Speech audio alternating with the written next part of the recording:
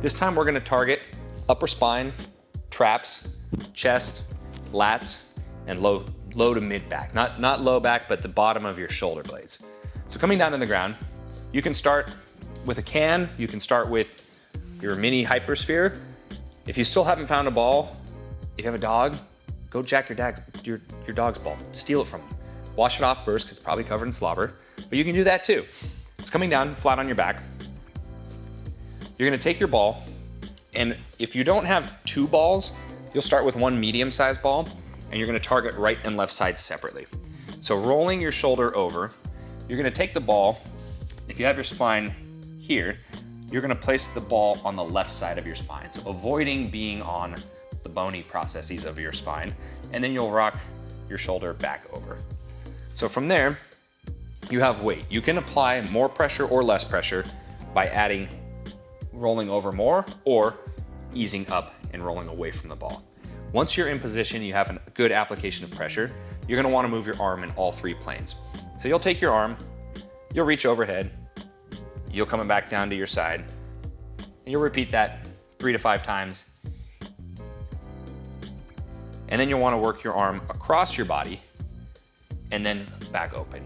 Being careful not to flop it open too hard. You do need to be mindful of your shoulder. While it's very mobile, it's also not the strongest, most stable joint in your body. So you're moving slowly, you're moving controlled, working back and forth. What did we hit so far? We hit overhead, we hit up, there you go. So now you'll take your upper arm from your side back overhead. And so you're working in this motion now while lying there. You'll work in this motion, and then you'll work across the body and back open. Feel good? Once you've done the left side, you roll off the ball, you shift over, and you hit the right side. The next move, you'll take the ball a little bit lower, shifting back over, aiming for the bottom portion of your shoulder blade. Is that the bottom of your shoulder blade? Yeah. Okay. Placing the ball just below the tip of your shoulder blade, rocking back into weight on the ball. Again, rolling into the ball is gonna add more pressure. Rolling away is gonna take pressure away. You'll repeat the arm movements, moving all three planes, taking arm up overhead, back down to your side, back overhead, back down to your side, across the body, opening with the chest, repeating for about 3 to 5 reps, pausing if you need to, shifting, readjusting when necessary, and then the last, you work with your low arm, your upper arm to your side, and then back overhead. Nice. Coming back off the ball, you work off. Moving into a lat stretch. This is where you can change things up, either with a ball, more intense, a roller, much less intense, or, that scare you, a can of food. Taking the can, you're gonna roll onto your side. You're gonna take your can and you're gonna place it underneath your lat. So underneath your armpit, just below the armpit, not quite down into the ribs. And you're gonna, again, move the arm in all three planes. You're not gonna be able to move as big of a range of motion, but you wanna slowly sweep the carpet, sweep the rug, sweep the dog hair off the wood floor, or the cat hair, if you're a crazy cat owner. Did I say that out loud? Back and forth. You'll have to sweep the arm inward across the body and back out. And then you would sweep it down and then back up. So this range, you may not be able to get the same range.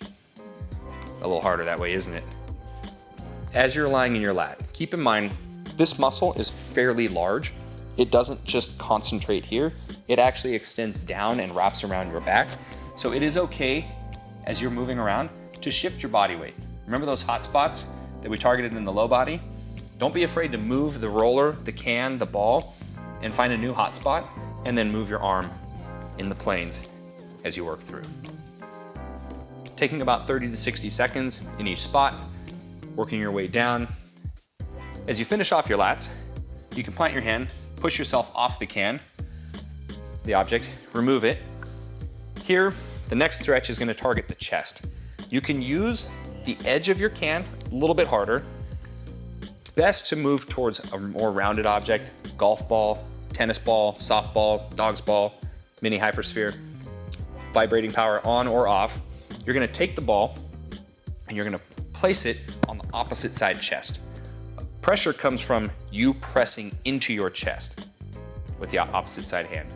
Once you've found a hot spot, again, this is a larger muscle with a smaller object, find yourself a hot spot and move your arm in all 3 planes. Reaching overhead, sweeping down, 3 to 5 reps, reaching over, 3 to 5 reps across the body. Good. And finally, 3 to 5 reps, reaching overhead, originating from the side.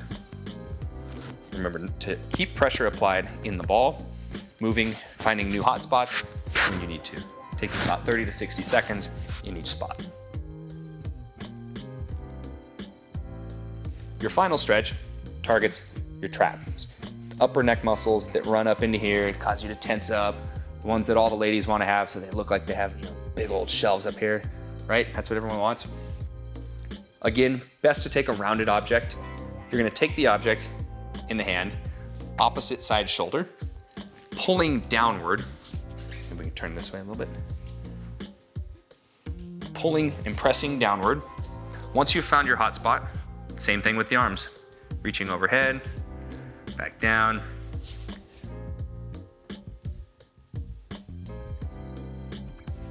Good, across the body. And then finally, originating from down to up overhead. Keeping pressure, moving as you need to, maybe even having your friend, your buddy, take the ball for you and apply pressure elsewhere where it's easier for them to apply pressure and you to move your arm. I feel like it's a good spot in your trap. If you're fortunate enough to have a Hypervolt, you turn it on, you power it up to level 1. We're gonna start and stick with cushion tip, but you can also use the ball tip or the flat tip. Generally, I avoid using the flat tip in the traps and the neck area, a little bit more sensitive tissue up there.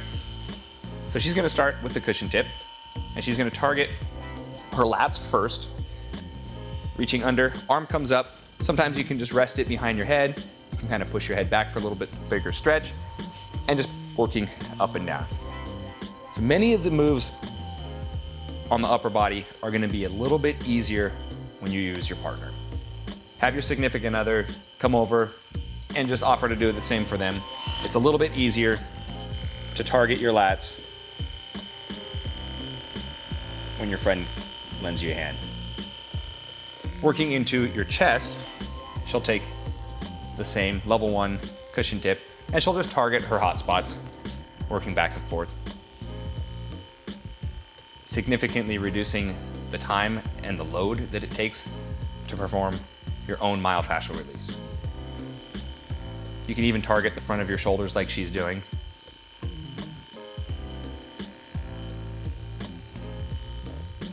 Working up into your traps, again, opposite side, try to relax the side that's being worked on. So the right hand, well, she can use same side too. You can do same side or you can do opposite side. The goal is to relax the trap as much as possible and just let the Hypervolt do its job. Again, it comes in handy. When you have a partner nearby, they take the Hypervolt for you. And they can apply pressure. We're allowing you to relax your traps much easier. Working from the side of the spine, avoiding running over the spine directly with the Hypervolt. Working back and forth. For the back side, very difficult unless you have very flexible shoulders to get as low as you were with the ball. Again, best to have somebody perform it for you. Avoiding the center, keeping off the spine, starting left or right of the spine, and working over towards your lat. Hitting the bottom area underneath your shoulder blade. From here, you could also hit the lower portion of the lat. So that's how you hit the front side and the back side of your upper body with your Hypervolt. Hopefully you have a partner nearby to help you out with the back side.